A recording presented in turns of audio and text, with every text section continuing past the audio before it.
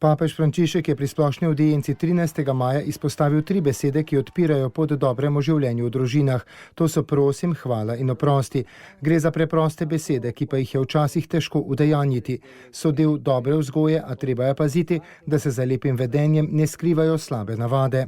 Dobri odnosi namreč temeljijo v ljubezni in spoštovanju drugega. Ko vstopamo v življenje drugega, tudi če je del našega življenja, moramo to storiti na neinvaziven način, s katerim obnavljamo zaupanje in spoštovanje.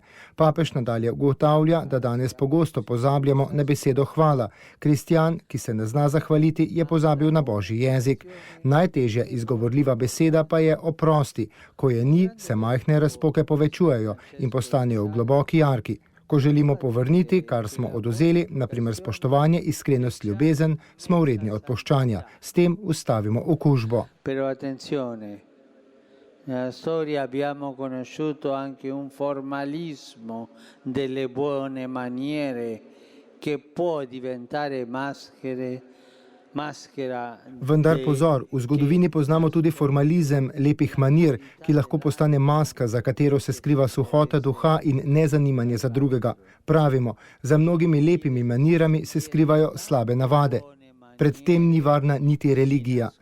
Zatem je papež vse vernike na trgu svetega Petra povabil, da so skupaj ponovili te 3 pomembne besede. Prosim, hvala in oprosti. Enoglasno so še ponovili papežev nasvet: nikoli končati dneva, ne da bi se pomirili.